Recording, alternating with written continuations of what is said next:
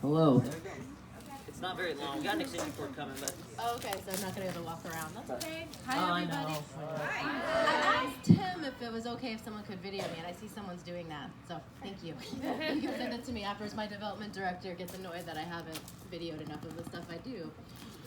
So thanks so much for having me. I talked to a few of you this morning. Honestly, I wasn't sharing as much this morning as I was trying to learn from you guys and get a little bit of an idea of where some of you guys are, which of course you're all in different places and have different reasons for being involved in Sojourn.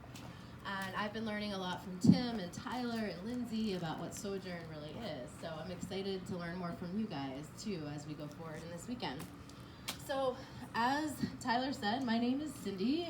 I also go by Cynthia, and I'm the founder and director of an organization called Kupenda for the Children. And Kupenda's mission is to equip children with disabilities to meet their God-given potential.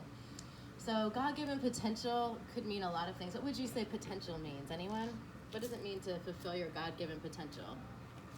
I actually do want you to answer. Yeah. Be the best person you possibly be. The best person you possibly, yeah. And we're all born with some amount of potential, right? And so what happens with many of our kids in Kenya is they're not living up to their full potential. And no matter your level of ability, people have potential from the moment that they're born. For some of our kids, it's just being able to hold a cup. And for some kids, they're going to go all the way through college and become engineers. And our mission is connected obviously to our vision, which is of a fully integrated society where people of all abilities have access to education, healthcare, and loving community.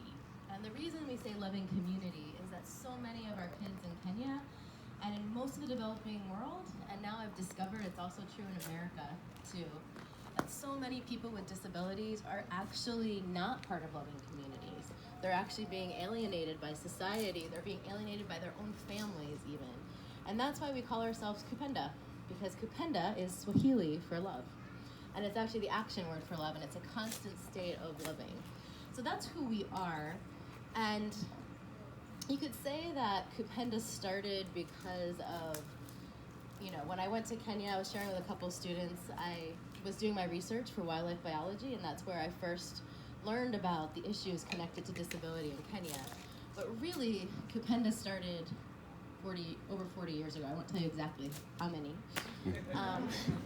When I was born, because in case you haven't noticed, I was born without my left hand. And I'm going to tell you a little bit more about that story in a minute. But first, before we talk too much more about justice and disability, I'd like to know from you guys what you think of when you think of the word justice. And then I want to know what you think of when you think of the word disability. What do you think of when you think of the word justice? Because I've heard a lot of people talking about really being interested in social justice issues, and that was part of your draw to some of the conversations you have at Sojourn. So when you think of justice, what does that mean to you? Or what comes to mind, yeah? People, like you were saying, people it would, sorry. That's okay. Separate due to disability for sort of justice, just being like fair to everyone, so equality basically. Yeah, exactly. And like in justice movements, we're often talking about people being treated really the way that anyone wants to be treated. When we're talking about justice issues, I think I've heard that some of you guys have been involved in mission trips where you're dealing with people who've been sex trafficked. So things like sex trafficking and human trafficking and racial issues and gender issues and sexual orientation and immigration, there's so many different issues going on, and the question is, how do you even figure out where to begin? And the interesting thing is disability is also one of those justice issues, but it often doesn't actually come up, I've noticed. I've gone to multiple conferences on issues surrounding social justice, and I remember this one weekend, the whole weekend, there was all these amazing speakers, and not one person mentioned disability as a social justice issue. But the thing that's interesting about that, and I don't think it's on purpose, I think it's just not on their radar, but the thing is, disability crosses all those different issues of social justice that I just mentioned. Keep in mind that 1 in 7 people has a disability. That's over 1 billion people in the world. 98% of that group is illiterate. 90% of those people aren't part of the church. And 83% experience some form of sexual violence in their life. 80% live in the developing world. 70% are orphaned. 60% are kids. And women are twice as likely to be disabled as men. And people with disabilities are much more vulnerable to human trafficking than other people. And I asked a friend of mine who runs a safe home for people who've been sex trafficked, how many people in your group have disabilities? And she's like, do you mean mental health too? And I said, yeah. She said 100%. But unfortunately, I don't have a statistic for it because no one's doing the research. So if anyone's interested in that later, that's actually a project I'm looking for some people to do. And honestly, 50% of the world is impacted by disability in some way. And I'm gonna ask you guys a question. How many of you in this room either have a disability or have a family member with a disability? Could you raise your hand? Yep, exactly my point. 50% of you have been impacted by disability. And it's true globally. So it's an issue that affects half the world, yet it's not talked about in social justice conversations. Now, I never talked about it when I was younger, not even when I was in college, because I grew up without a hand, and it wasn't really something that I wanted to be part of. I didn't want to be part of other people with disabilities, because disability became a negative term.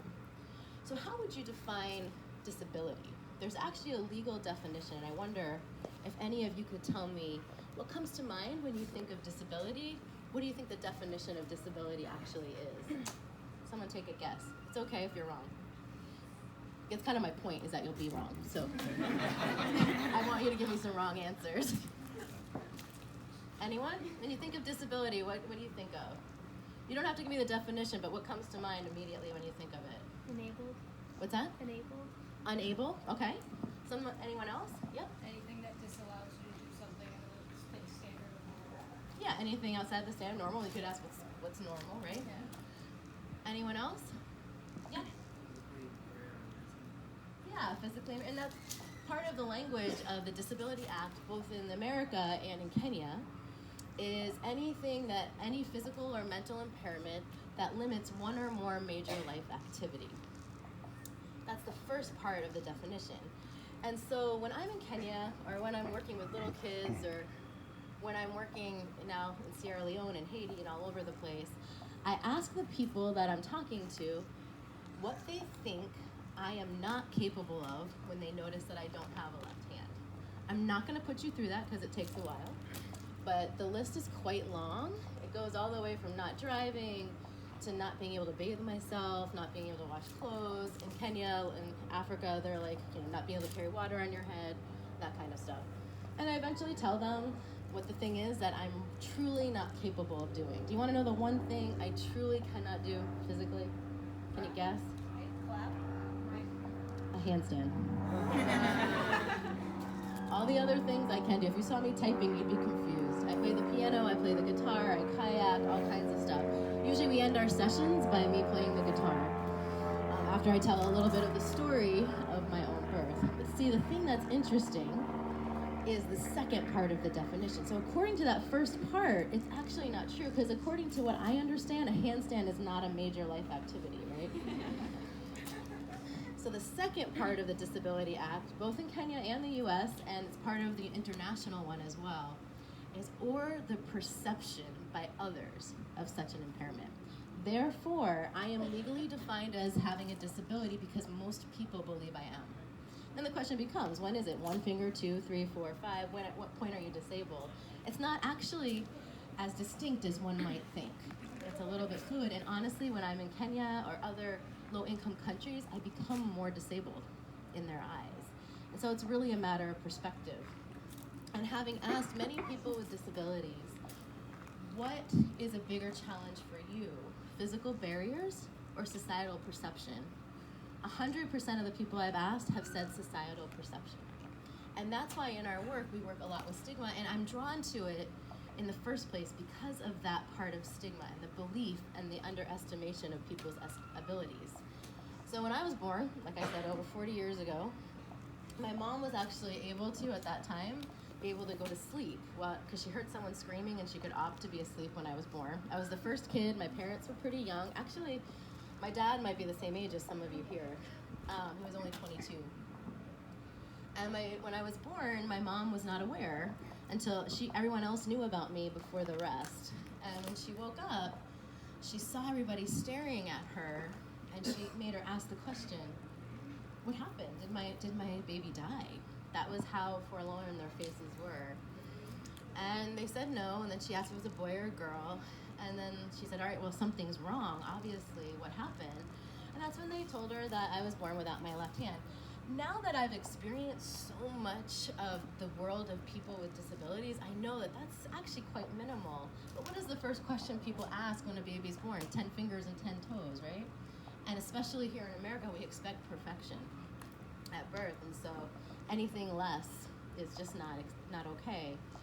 And so they wondered, what to do. I was actually the firstborn on both sides, from both sides of my grandparents, and my parents were really young. My mom was the daughter of a Baptist preacher, and she took to heart a poem that the nurse had given about not letting me be ashamed, making sure that I was able to not be limited, and so on. But my dad was actually a really, really new Christian, and he was really excited about God. He literally preached on the streets. He would do that. And he really believed that God's glory could be revealed by God giving me a hand. And so even in America, this happens.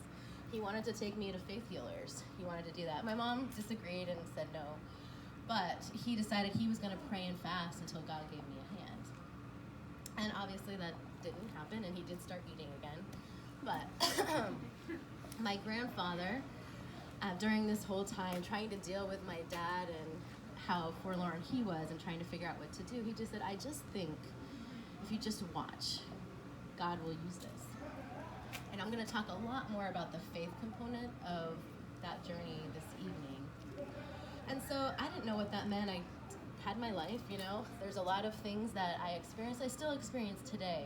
I want to make sure as I'm telling my story, I'm not dead yet, so there's still more to come, right? It doesn't all wrap up. But I still, when I go to a restaurant, I still sit on the left side of the booth, so my left arm is on the inside. Because people notice, people look, and I grew up having a lot of people asking me questions, people staring, that kind of thing, and underestimating my abilities. It didn't help that my parents were encouraged to have me use a prosthetic hook at the time that Peter Pan and Captain Hook were popular.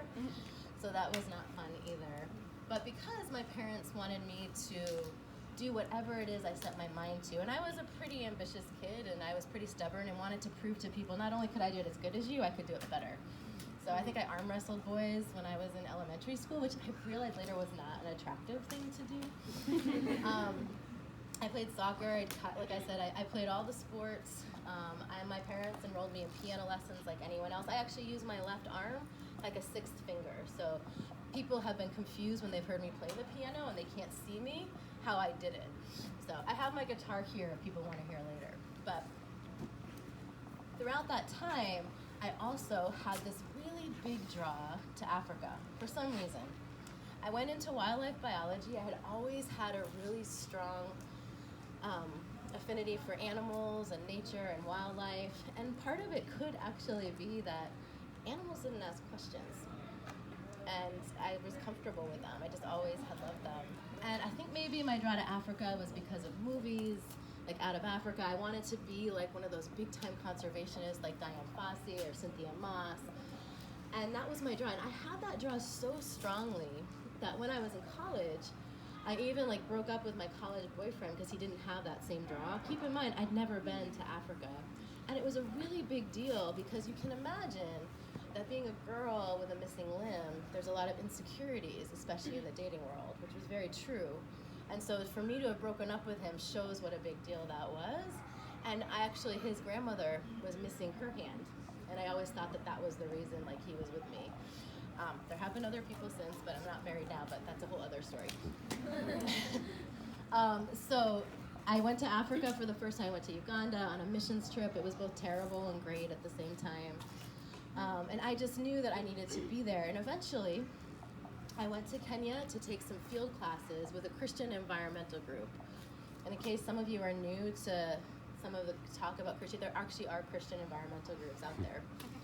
And I was taking field study classes, and I went to the city of Nairobi. And when I was there, I saw people begging on the streets, including a man who had a missing hand like me. And I wondered what my life might have been like if I had been born in Kenya. And I asked some of my professors about what the issues or what the things were that existed for people with disabilities, and they said there was not much, and that there was a stigma. And that's when they told me for the first time that if I had been born in Kenya, it's very likely I might have been killed when I was born, because they believe that if you're born with a disability, or even if you're disabled later, that it's a curse. And because of that, the treatment for the curse is sometimes murder. It's sometimes pastors doing exorcisms on kids with cerebral palsy, where they cut their skin to release the demons. Traditional healers, like the witch doctors, doing things like burying people alive and slaughtering a goat on their grave to get rid of the disability.